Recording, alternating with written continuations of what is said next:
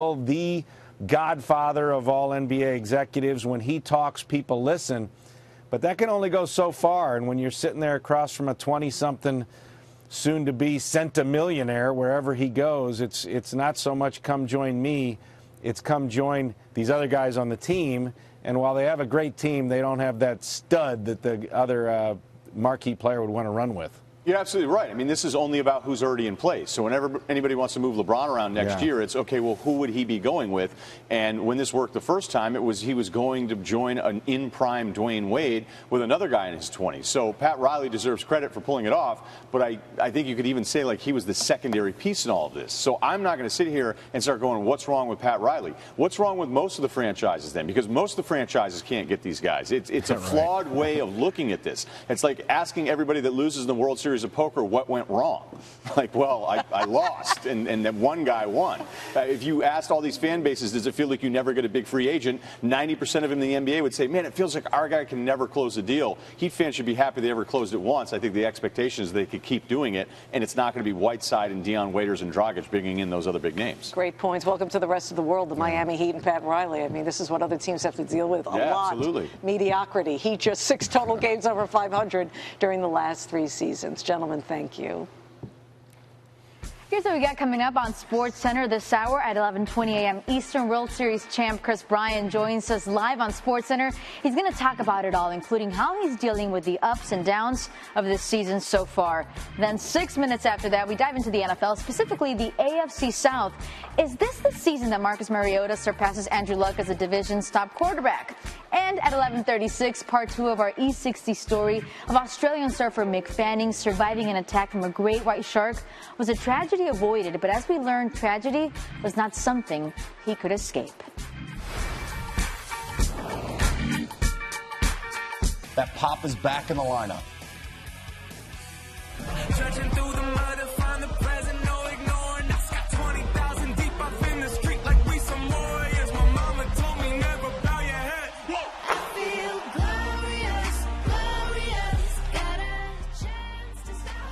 So here's the good news in Boston. Gordon Hayward has chosen the Celtics as his next employer. They will have the privilege of paying him $128 million over the next 4 seasons. But that could mean some difficult decisions as they try and free up enough cap room to accommodate his max deal. And 3 guys in particular who are thought to be part of the long-term plan are in the spotlight as potential sources of cap relief. While it isn't the only route possible, Avery Bradley, Jay Crowder, or Marcus Smart could be on the way out to free up the requisite space. From all, let's welcome in ESPN Radio's Ryan Russillo, who's in the studio with us this morning, and front office insider Tom Penn joining us from Los Angeles. And Tom, I want to start with you. There are reports that Celtics may trade Jay Crowder to the Jazz in a sign-and-trade for Gordon Hayward. Why would the Celtics essentially give Crowder away since they've already agreed with Hayward? Yeah, how about it? Jay Crowder was the player that a lot of teams said the Celtics did not want to trade in these earlier iterations, whether it was at the last trade deadline or over the summer here. So the reason they do it is just to clear up enough space. They don't have enough space to accommodate Hayward. Now, they don't need to move all $6.8 million of Crowder, but if they do that, they would come up with another $5+ million of room to play with if they just moved him out. Or they may be getting another player back in return. So if they put Jay Crowder in the deal, maybe they get a big back who can protect the rim. Or maybe they get cap flexibility that allows them to go sign a player like JaVale McGee or someone who might come in and protect the rim.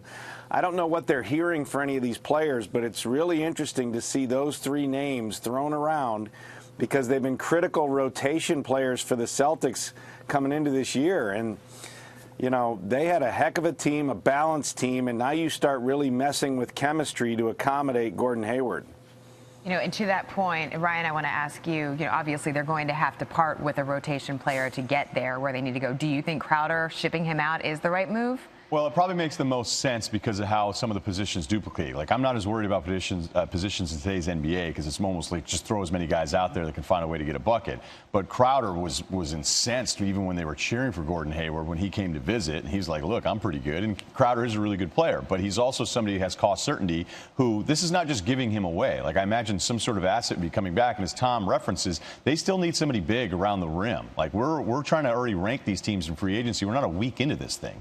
So they may look at this as, yeah, we didn't want to lose Crowder, but we still get the Hayward deal done. Now we have some relief somewhere else. But you also have to remember, every decision is not just about this summer or this year. Because if it wasn't Crowder, who's still under contract for 3 years, it could be a Bradley or a Smart, who they then have to worry about their next contract. So you can't just make sure you're keeping every one of these guys and maxing them out to these massive deals. So this deal with Hayward, they knew there was another piece they were going to have to lose, not just because of the cap this year, but because of all the contracts coming up.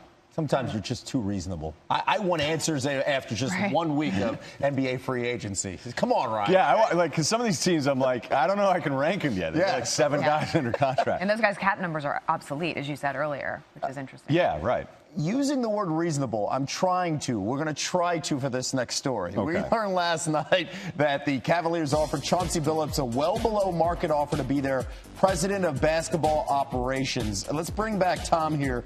Given the Cavs' history under Dan Gilbert, the owner, with this position, if you're a rising candidate, why would you consider going to Cleveland when you are hearing that, the average for this position is around $4 million around the league, and the offer that Chauncey got was less than $2 million per?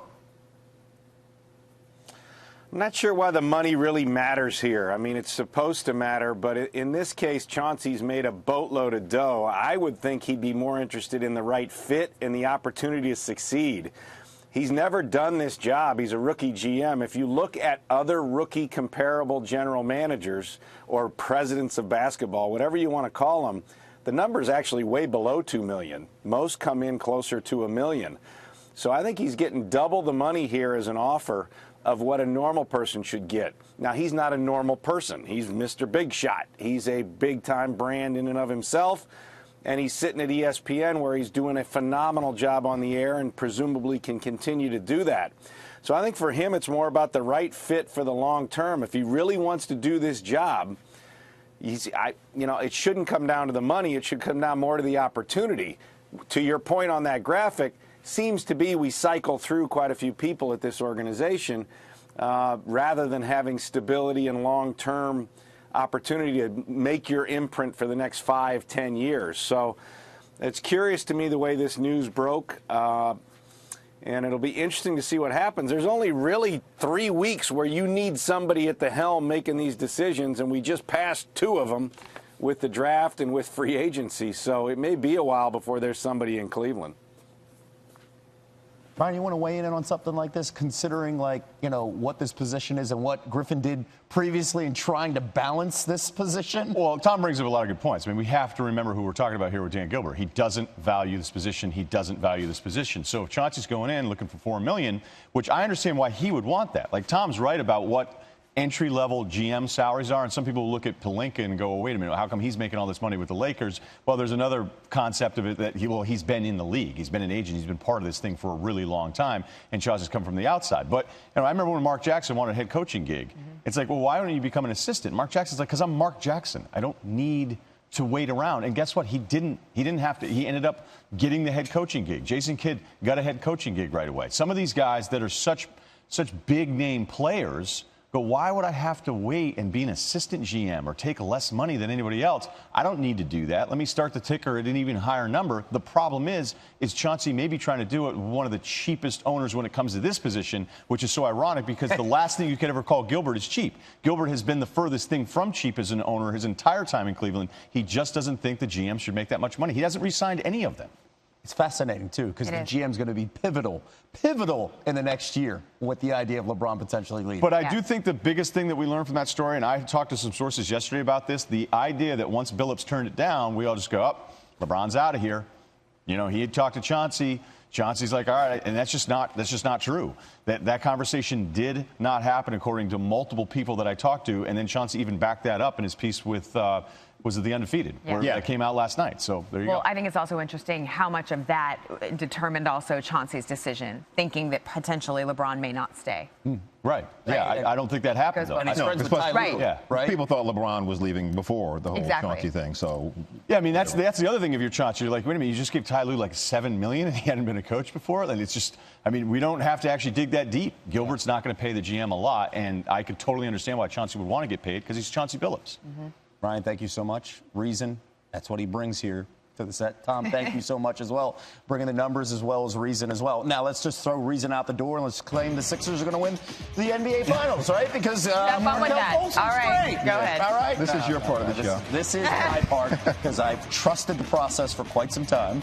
Kevin Durant liking what he sees from Markelle Fultz there, especially his first game. The Hesse pull-up Jimbo, what's that? Hesse pull-up Jimbo. Yeah, nah, it's just saying like a nice heads-up pull-up. I mean, just it's back DC like DMV talk, but a lot of basketball players, just talk like that, so it's pretty fun. #1 pick overall in the draft last month, looking very good. The floater in the lane early on, taking on the Jazz Summer League, and this is a beautiful play. A little spin move, a little stop, pop, and drop. It looked good. That jumper was silky smooth. Big fourth quarter for Fultz. Loses control, but never really loses control. Inside, can play both guard positions, combo guard at 6'4", 195 pounds. In this fourth quarter, he had 13 points. That step-back threes is money right there. Sixers would lose. He finished the game with 23 points. I'm sure KD and many pleased. The Celtics, they know it's early, but man, would they love to believe that this guy is going to be for real. And so far, he looks like it. And he's also making his mom very proud. You want him to do so well, but you give him that pregame speech too, like, just be calm down and do your best and it'll all work out. But I was so proud of him. 21 points in his debut. I did get on him though. I was like, I need 3 more rebounds, a double-double. So Jason Tatum looking for that double-double for his mom against the Spurs here off the missed 3. He comes flying in. Look at that putback jam. We're going to show it to you one more time. Tatum ended up with 10 rebounds in the game, just like his mother ordered. How about that? And then later, Tatum off the ball there on the wing, cuts backdoor, finishes with the huge two-hand slam. Another look there. Pretty impressive. Tatum having himself a game. And here off the Spurs turnover, he gets it ahead. Yep, another one. 23 points, 10 rebounds for Jason Tatum, who is making those folks up in Boston smile really, really big, Jay Harris. Yeah, Lindsay Zarniak. Last night, the official SportsCenter Twitter handle sent out this image with a quote from Celtics draftee Jason Tatum about Kobe Bryant. That's my favorite player. He was. Then I went to the Celtics. And Tatum responded to that with the crying, laughing emoji and a little shrug of the shoulders because he's like, I'm in Boston, I'm wearing green, Kobe is a Laker, and y'all know there's this rivalry thing going on, so yeah, he's not my favorite player anymore, sorry. Love Kobe, but don't anymore, sorry. And it's time now to check in on our morning lineups. D'Angelo Williams, he is wrestling with his future, figuratively and literally. What's next for the running back? We're going to talk about that at 9:32 Eastern. Plus, Magic Johnson and the Lakers, they are already getting ready for the 2018 offseason. Ryan Russillo returning with his take on the plan out in L.A. That's at 9:46. Stay with us. Ahead on SportsCenter today, Ian Begley recently wrote an article titled How Carmelo Anthony Escapes from New York. Our Knicks insider brings his insight at 11 Eastern. Plus, Chris Bryant is awaiting a 4 p.m. announcement to see if fans have voted him into next week's All-Star game. He joins the show live at 11:20 Eastern to discuss. Meanwhile, the Celtics are still trying to finalize a deal for Gordon Hayward. Catch Ramona Shelburne live at 12:30 Eastern with the very latest. And as always, you can catch it all on the ESPN app. They have to go into the corner to Waiters. Fade away. Hit it at the horn. Holy cow. Waiters with the hoop. Waiters against Lee Thompson. 3 for the win. Got it! Oh, Waiters! From downtown! They're the moments you want to live for, especially against a great team like that. I'm in the zone right now. I'm not afraid of them type of moments. I truly believe in them type of moments. And man, it feels good, man. It feels good. Quite a resurgence for Dion Waiters in Miami last season, and especially in his final 25 games of the season. The Heat went 21-4 in those games. Waiters shot 45% from beyond the arc. So he bet on that performance by declining his $3.2 million option for this coming season. Pretty good move. He and the Heat have agreed to a 4-year deal worth $52 million. Another good move here, Jay. NBA free agency yesterday. Swaggy P moving north from L.A. to Oakland, taking his scoring talents to the Warriors. It's a 1-year deal, just over $5 million for that 1 year for a player who averaged 13 points for the Lakers last season. Now, new teammate Kevin Durant made sure to welcome Nick Young to the squad with this iconic miss 3 years ago, where Swaggy was the last to know the shot found more iron than nylon. He tweeted that picture out, retweeted over 80,000 times. It's the miss that keeps on giving, by the way. That tweet continues and it's exceeded now 85,000 retweets in the last 18, 19 hours. Lindsay? Yeah, Kevin, he's not exactly the model of consistency, although in some ways I guess Nick Young is. I'm back with Ryan Russillo now. So Nick Young will not be back with the Lakers. What do you make of these moves, them clearing space for the future? It's the only move, really, at this point. If you're the Lakers and they can say they're not rebuilding, it's such a dirty word when you talk to the marketing side of a team and the sponsorship. Rebuilding, yeah. It's almost like we have a really hard time with the truth, and they're rebuilding. Right. It's okay to say that we're rebuilding. They don't want to say it. But this is about Magic being in a position with Rob Pelinka, who's terrific as well, and being able to say to guys, when all of these dudes are free agent next summer, and we're sitting out here talking about it again, that we have space and we want to build something. Because as impressive as Magic is as a person and his resume, it's not going to matter in L.A. until there's already another star in place. These players don't go anywhere unless there's somebody already there. So keeping Nick Young for another $5 million or any of these smaller pieces, it doesn't really mean anything. Everything should be 1-year deals, and everything with the Lakers should be built around Lonzo Ball and Brandon Ingram. And what do you think of Young with the Warriors? Well, there's this great thing with the Warriors. Your life just becomes that much easier. And really, I can't think of any circumstance if I were a GM if I'd be like, I got to get JaVale McGee. But if I were the Warriors, I'd want JaVale McGee. And JaVale McGee was terrific why not, for them. right? Everything's easy. We're not going to ask you to do anything. So all Nick Young has to do now is take all these wide open shots because all the other guys are going to be the defensive priority. So Nick Young's going to be loving life up there. And I mean, he's a great shooter. But when you take the ball out of Nick Young's hands now where he doesn't have to make decisions, then that's the best Nick Young that you can get. It's a little different when he's running the offense and making all these decisions. He doesn't have to do any of this stuff. He's never going to have an easier time in his NBA career than what he's going to have with Golden State this year. So basically, they let Nick Young be Nick Young. All right, Ryan Russillo, thank you. The shooting Nick Young. Exactly.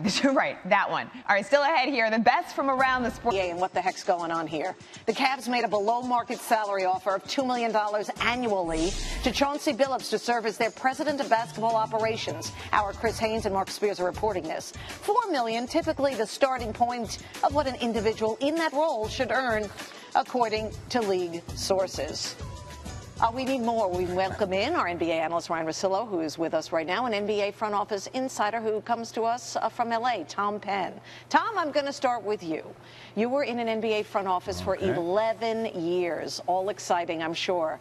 What's your take on what's going on with Dan Gilbert and the Cavaliers organization right now? So curious to not have a main decision maker in basketball operations in this particular window of time. The draft and free agency, it's when everything is happening. And what they've done is they've added Jose Calderon to a minimum deal. Not exactly going to move the needle.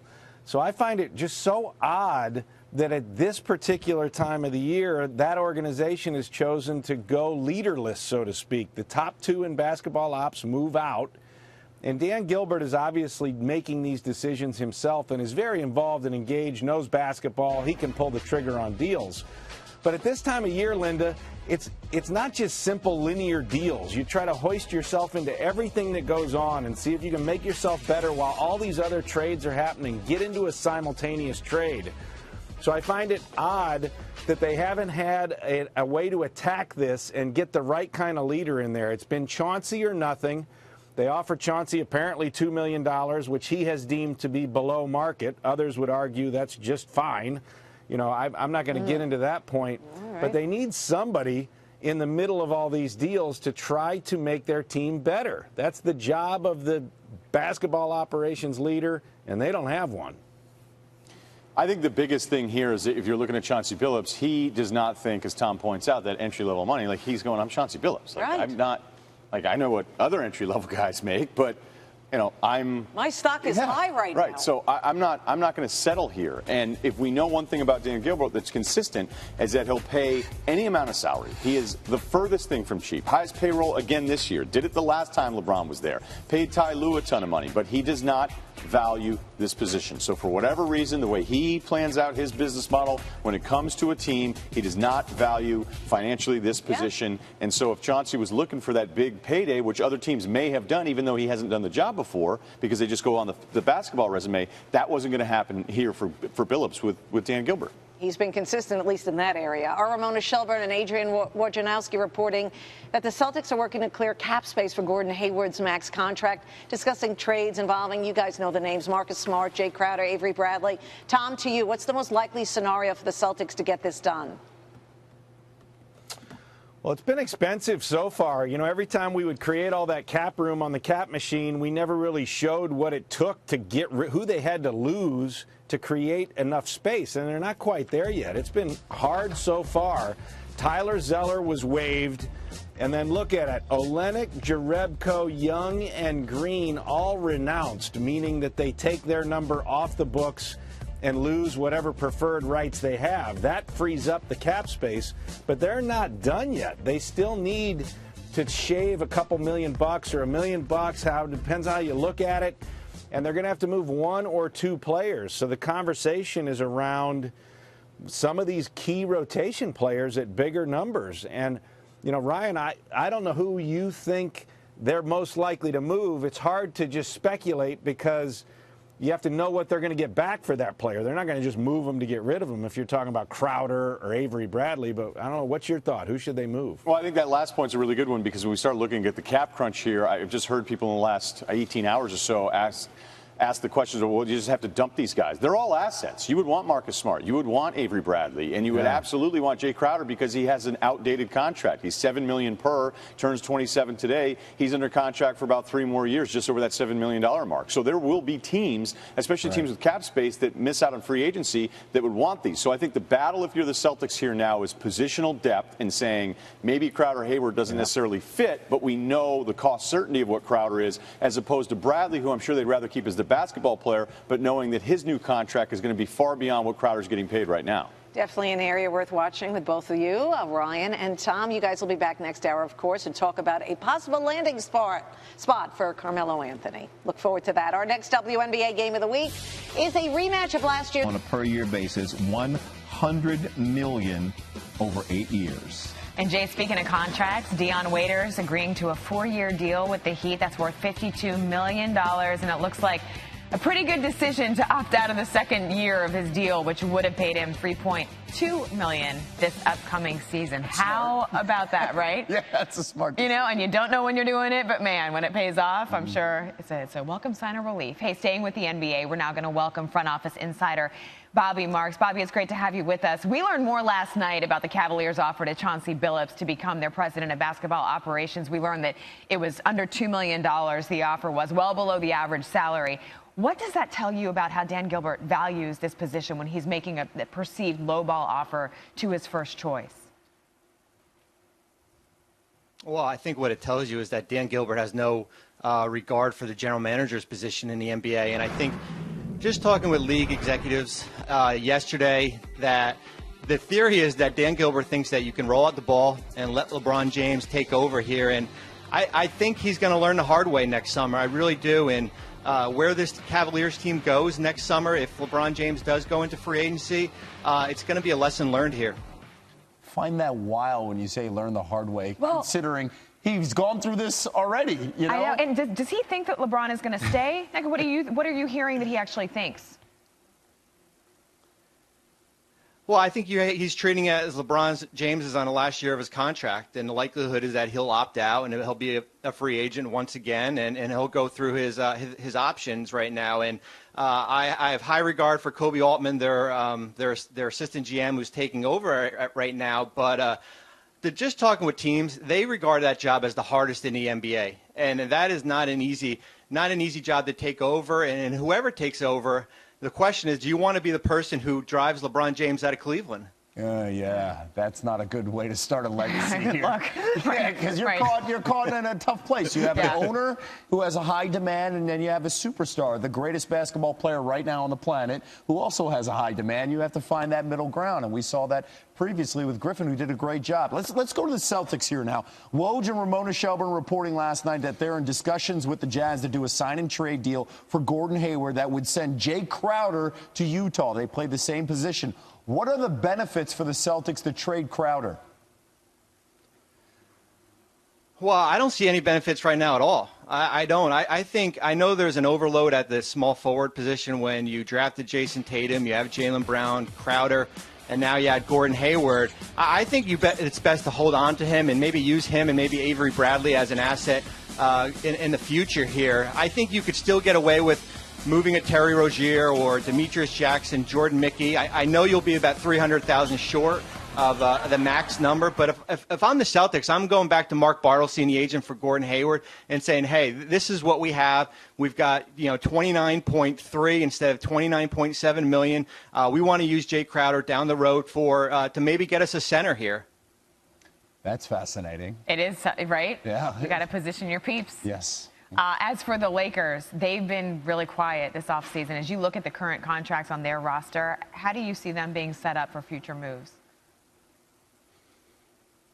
Well, I think they're going to be conservative right now. I think you've seen the last 4 days of free agency, one of the few teams that hasn't gone out and made a move. Right now, about $17.2 million in cap space, 12 players under contract. I think you'll see players maybe like a Rajon Rondo sign there for a one-year deal at a high number, at a $10 million number.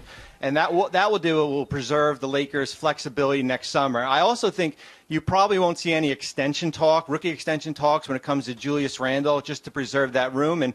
And what it sets up for the Lakers next summer is we could see a team with $60 to $65 million in cap space. And as you guys know, in a league that a lot of teams have spent the last couple days, including last summer, the Lakers are going to be in the pole position when it comes to free agency in 2018. Bobby Marks, he's going to be back at 8:45 for more basketball discussions. Bobby, we appreciate you. Thank you. Hey, we got a standing no here the day before we get the not top 10. Brought to you by Shane Whittington. For this play in the Spurs-Celtics game, makes a nice steal, looks to have an easy bucket. Oh, no. Losing the ball mid-flight. And then he crashes into the cameraman. Yeah, that adds that extra insult right there. Help the man up, man. Yes, please, yes. Guy with the camera. Spurs will go on the win. Shane Whittington is making SportsCenter for all the wrong reasons, and I imagine we will see him again tomorrow. Kevin, you like pickles?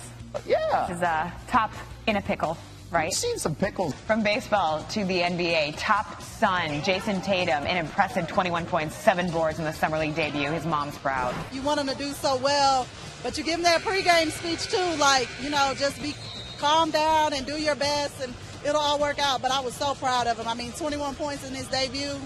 I did get on him, though. I was like, I need 3 more rebounds, a double-double. He listened.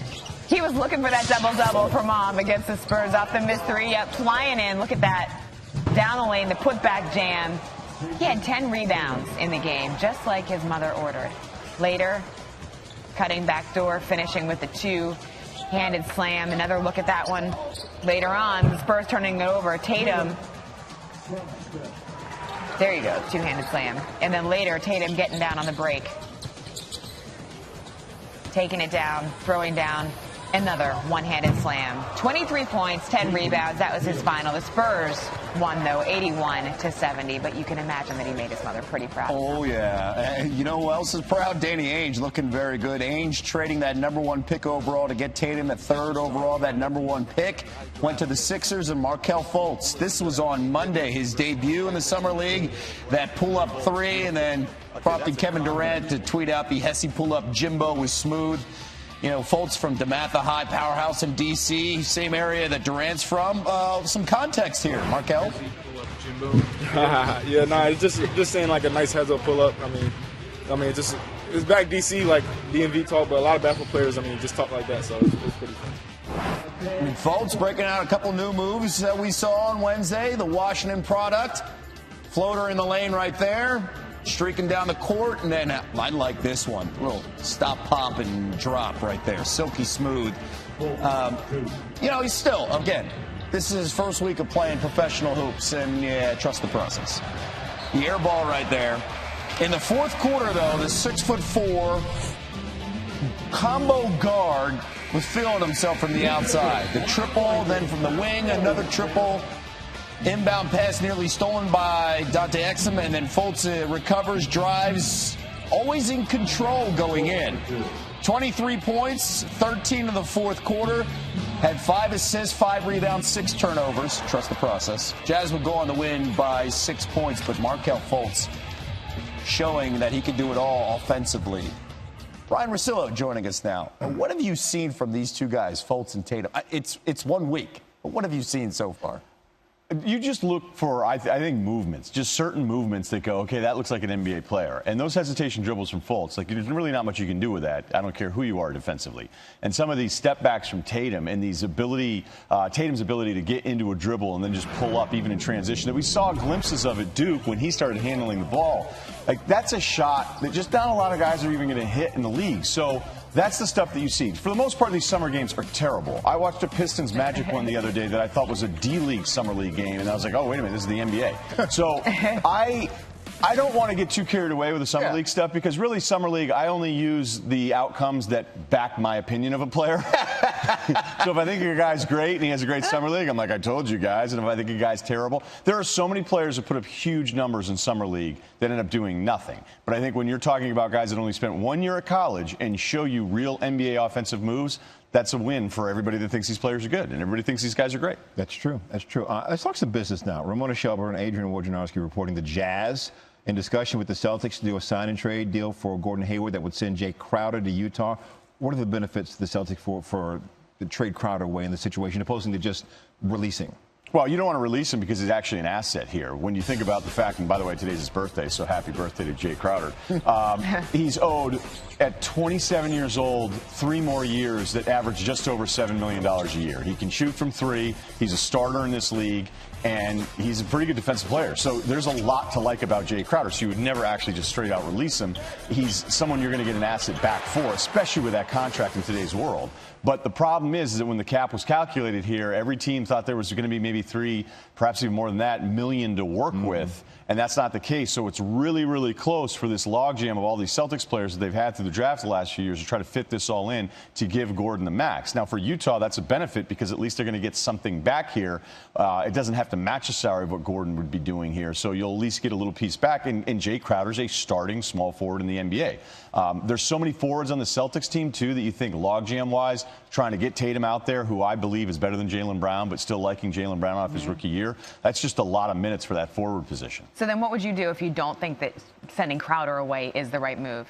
Well, you could still move a Marcus Smart if you wanted to. He's 1 year left on his rookie contract. Avery Bradley, I mean, these are players other teams would want. Now, I'm sure they're feeling like I'm going to offer nothing because Ainge is desperate here. Right. But, you know, you're going to be in competition. These are outdated salaries. These are not salaries in today's NBA world. So this isn't really that big of a deal. It's a good news thing for Utah. It could work out even better for Gordon Hayward. And the Celtics should be able to get another piece back from one of these players. Don't you think you hold on to a guy like Avery Bradley and Jay Crowder for assets down the road, maybe bigger assets right around the trade deadline in February, and maybe you cut some of the rookies or the guys that are making, $2 million? Well, I don't know where you guys are. I mean, why would anybody be getting cut?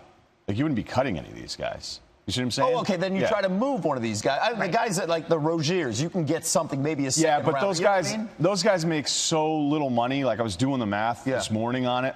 Like, you would have to just start waiving all of these guys, and you're still like a shade away from what Hayward would be at the max. I get your point, like waiting further on, but they got to figure this thing out to get the contract done. Like, the league's not going to go, hey, you're good for it. Unless Hayward would take a little bit less. Yeah, he could do that too, but not everybody's on that Kevin Durant plan, apparently. That is true. So if Marcus Smart's the guy they want to move up, I think they love Marcus Smart, but they'd have to re-sign Marcus, they'd have to re-sign Bradley, and Jay Crowder was mad at the world when they were even cheering Gordon Hayward in Boston, so that might be the one that makes the most sense, and actually might be the most attractive because he's cost certainty for the next 3 years, where you're going to do a new Bradley deal, and you're going to have to figure out how to get Marcus going after his rookie deal. So then you do think that the Crowder might be the decision that they go with? Yeah, I think they look at it and going, okay, even when we go small, can we go Hayward? Can we go Crowder? And then where are the minutes for somebody like Tatum, who I think needs to be out there immediately? And they really like what they got from Jaylen Brown his rookie year. All right. Thank you. Ryan's going to be with us at 9:05 a.m. to talk some more NBA. Thank you, Ryan. 8:20 coming up as we check in on our morning lineup. Will Reeve is going to be here with the inspiring story of Army veteran Sergeant Ryan Major, who's competing in the shot put at the Warrior Games. It's why we love sports. And another home run for Aaron Judge yesterday at 8:29 Eastern. We're going to take you inside the Judge's chambers at Yankee Stadium.